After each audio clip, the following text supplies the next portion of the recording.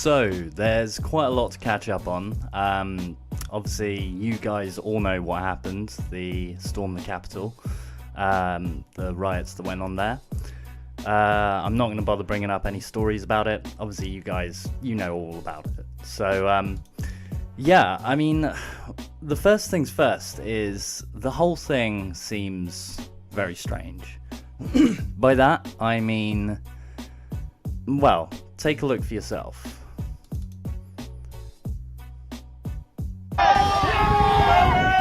Police are squabbling with protesters.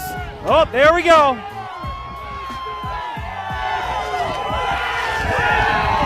And they just breached the Capitol again.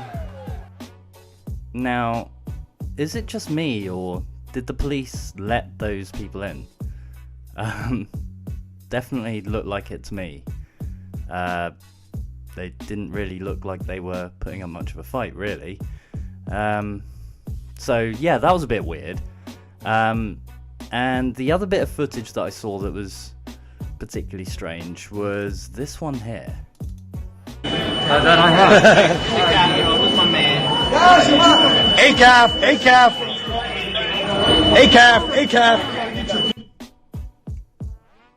So he's just taking selfies with the protesters. The guy's saying ACAF. I have no idea what that means. Obviously, I know what ACAB means. No idea what the F is supposed to mean there. So yeah, it's all a bit weird, really. You know, there's even a bit of footage where I feel a bit bad for the cop. You've probably seen it, where he's being chased up the stairs by the protesters and he's got no backup.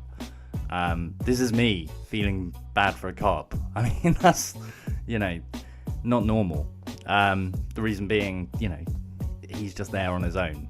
That's a bit strange for a situation like this. So yeah, the whole thing has been really, really strange. I think there's something very dubious going on with that. We'll have to wait and see how it plays out. I don't want to be a conspiracy theorist, but you know, who knows? This definitely needs to be investigated. I'm pretty sure it will be, and we'll find out in due course, hopefully. But the other good thing is it has actually led to some glorious moments like this photo here. He looks so happy. So, yeah, the thing that really bothers me about this whole thing is that obviously Trump, after all this happened, he got suspended from Twitter. Now, obviously, you'd say to yourself, well, yeah, he incited violence. You had to get rid of him. But a few people have done a bit of digging around, and they've actually found that that wasn't the actual reason that he got taken off. You know, the original tweet that was a video of him, you know, basically saying to people to fight. He wasn't literally meaning to fight, but, you know, you could see how you could interpret it that way. Well, that actually got deleted, and the original message said he's going to be suspended for 12 hours, he's got to delete these tweets or else it'll be permanent. And you had a look on his account, and it was definitely gone. I feel so weird defending Trump. I'm not defending him in any way. You'll see where this is going. So, yeah, if you have a look here, it says, if you want to know exactly what got Trump banned, Twitter says these two tweets violate the glorification of violence policy. Read them and then tell me how this makes sense. So, as I say, these are the two tweets that got Trump suspended. The 75 million great American patriots who voted for me, America first, and make America great again, will have a giant voice long into the future. They will not be disrespected or treated unfairly in any way, shape, or form. That, to me, doesn't really strike me as inciting violence. It just reads like a typical patriotic Trump tweet, just reaching out to his MAGA people. There's no hidden coding or anything. It just, to me, I don't know, that just seems like a typical Trump tweet. And the second one was, to all of those who have asked, I will not be going to the inauguration on January the 20th. You know, that, yet again, that's not some kind of incitement to violence. Biden even went on the news and said he actually thinks that's a good idea. Because of all the unrest at the moment, he agreed that's probably for the best. So yeah, it's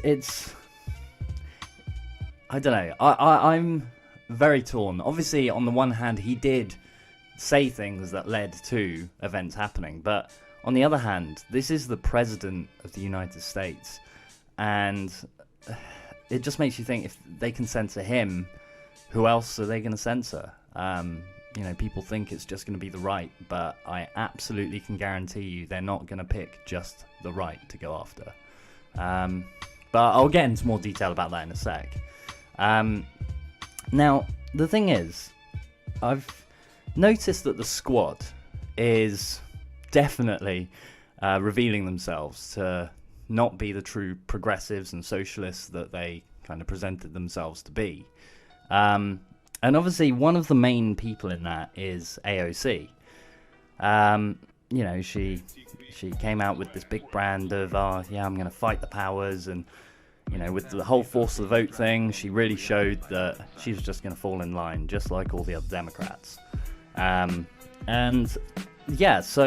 there was a moment where Sarah Huckabee Sanders, you'll see here, she's not exactly someone I'd ever defend, and I'm not defending her here, but she says, I've lost 50,000 plus followers this week. The radical left and their big tech allies cannot marginalize, censor, or silence the American people. This is not China, this is the United States of America, and we're a free country. So obviously that's quite a problematic tweet. I've got a lot of issues with that, but what I've got more issues with is AOC's response, which is free advice. If you're losing tens of thousands of followers the moment Twitter starts taking down neo-Nazis and violent insurrectionists, maybe don't advertise that. Also, maybe people are unfollowing you out of disgust for your support of a coupist because they care about our country. So, the thing about that is, it's not just the neo-Nazis they're going after. So AOC has quite a fucking gall to try and denounce all of the people on the left that have been experiencing this as well. You can see here, wow, these people hold rallies protesting the unjust evictions of poor people during the COVID.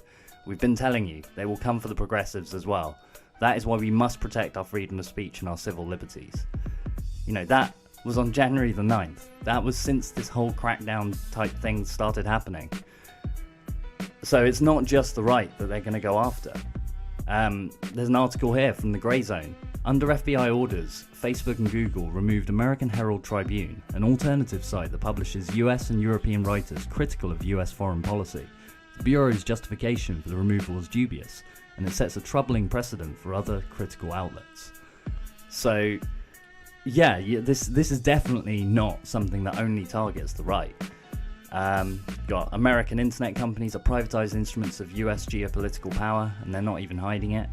A Yash Levine article from 2019. Another one here from Ben Norton. Under US pressure, social media companies censor critical content and suspend Venezuelan, Iranian, and Syrian accounts. And as you can see here, there's a few things. Twitter shuts down accounts of leading Palestinian news website. Twitter erupts after 2,000 pro-Venezuelan accounts are deleted. Venezuela's Maduro slams Twitter after accounts blocked. Tens of thousands of fake Twitter accounts set up to back Bolivia coup. Twitter suspends government-run accounts in Cuba. So you can see that there's a pattern here. They've done this to the left before. And I see there's a lot of people trying to use that as a defense to basically point out, well, they've always done this. This is only good because they've gotten rid of a fascist from Twitter. And I'm sat here thinking, what? And so you're willingly going to usher them in to do it even more? These people are deluded. I mean, I expect this kind of behaviour from liberals. But the thing that's kind of worrying me is that you're seeing actual people that I truly believed were pretty leftist. They shared the same things as me. They might have been democratic socialists, but there's still socialism to their beliefs. But I'm starting to wonder now who actually is an ally. But anyway, I digress. I'll come back to that in a moment. Liberals, the problem with liberals is they don't realize that they actually espouse a lot of the kind of things that they go after conservatives for themselves. So there's actually xenophobia and racism, there's bigotry, there's hatred, there's corporatism, there's all the things that supposedly you should fight against if you're on the left. And these people don't fit into the left. And as you can see here, the Russophobia is back. It says here, the Russians created chaos in the 2016 election by flooding our social media networks with misinformation and racial division. If this coup attempt isn't dealt with harshly, America's enemies will know they can weaponize white people to do their bidding without consequence. Yeah. So, I'm not even going to make a comment about that, because you know how I feel about the whole Russiagate thing. It's fucking ridiculous. I can't believe it's back. You know, the Russian people I know, every time it comes up, I mean, they used to get offended, now they just find it funny. But, yeah. Putin's goal was to diminish the role of the view of democracy in the world. That's what he has been about. And, again, his enabler has been Donald Trump for a long time. That's why I said in that photo when I'm leaving his meeting, with you, Mr. President, all roads lead to Putin. Putin wants to undermine democracy. That's what he's about, domestically and internationally. And the president gave him the biggest of all of his many gifts to Putin, the biggest gift yesterday. So, basically, because of all this, obviously, a lot of the MAGA people, they moved over to Parler.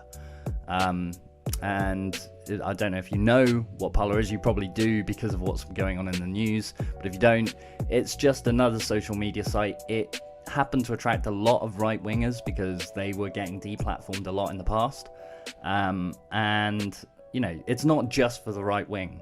I've seen plenty of leftists on there. You know, I've got an account on there from when I got suspended from Twitter.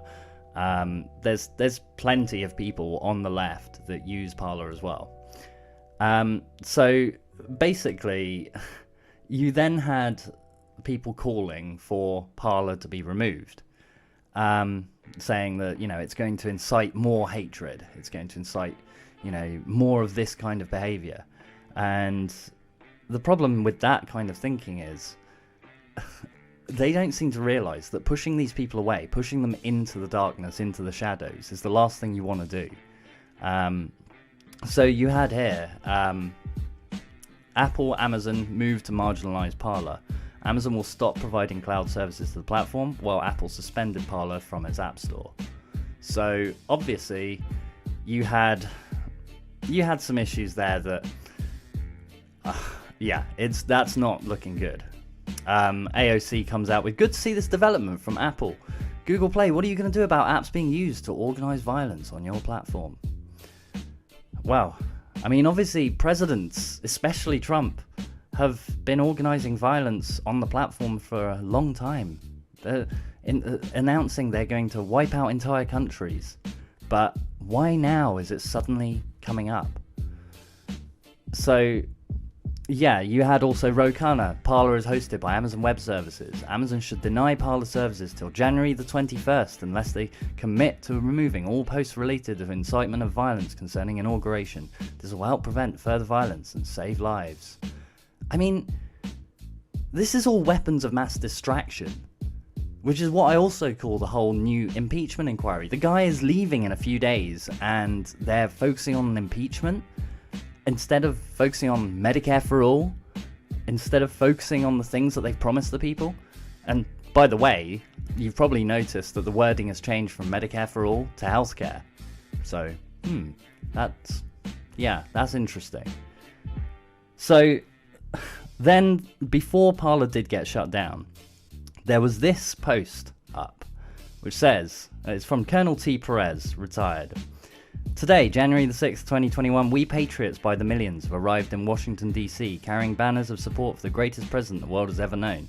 But if we must,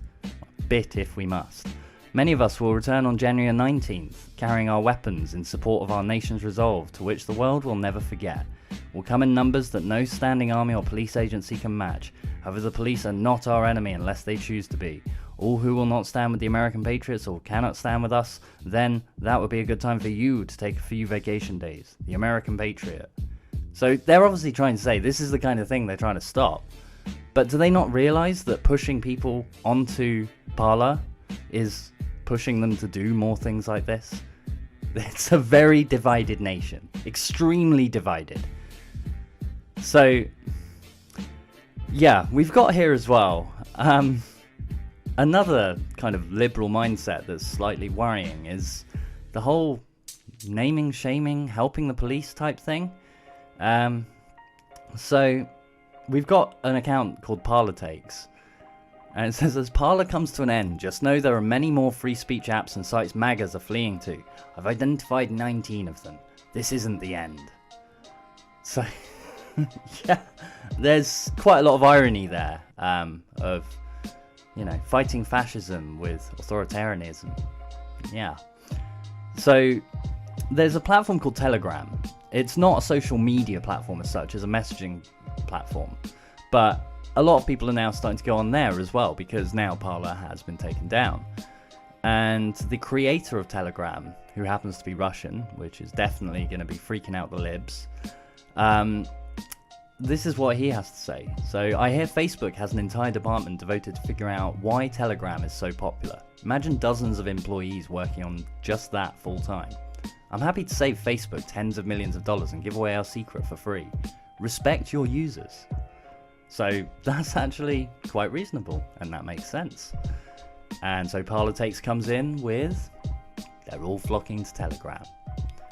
So now, all those people out there that are journalists, that are just, well, even just everyday people that use Telegram, they're now being lumped in with extremists, just because some extremists are using it. And I mean, this mindset has got to stop. I found a thing here. It's another right-wing group, you know, probably extremists themselves.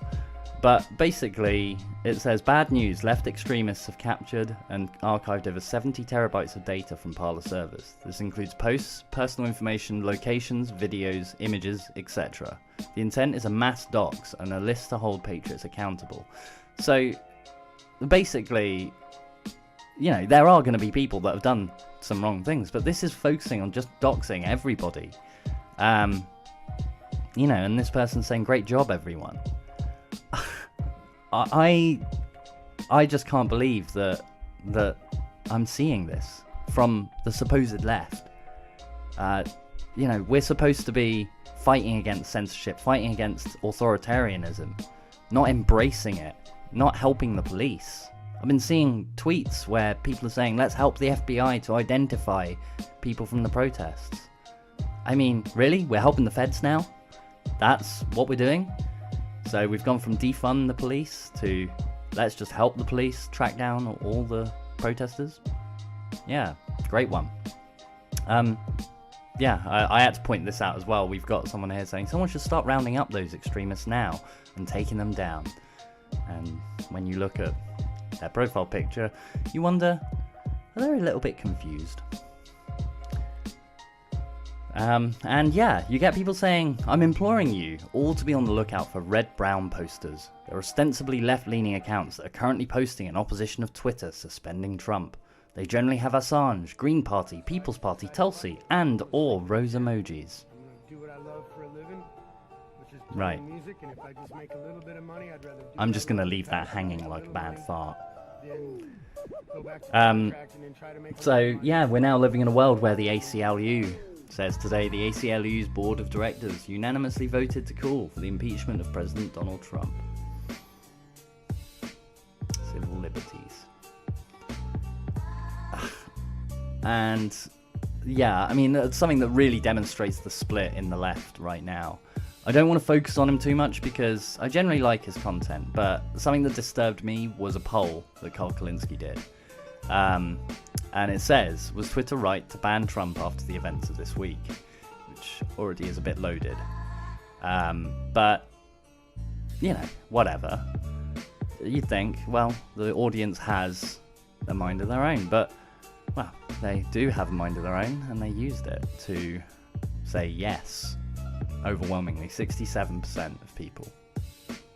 So, yeah, you can see why this is an issue that Fiorella Isabel, a journalist, says goes to show who your audience is. There's absolutely no middle ground on this, or both siding this issue. And if you compare that to when George Galloway did a poll Sunday night, which is, should Trump have been cancelled on social media? A less loaded question. And you can see overwhelmingly it was no. 76%. 76.8%. So that really shows the kind of split that's happened. Even things like the Humanist Report. There was a whole conversation online with the Humanist Report and a few other leftists where, yeah, he was going on about, you know, we've gotten rid of the fascist, and obviously everyone was trying to explain it's about something bigger than Trump, far bigger than Trump. And obviously I'm not a fan of Trump at all. He was a monster.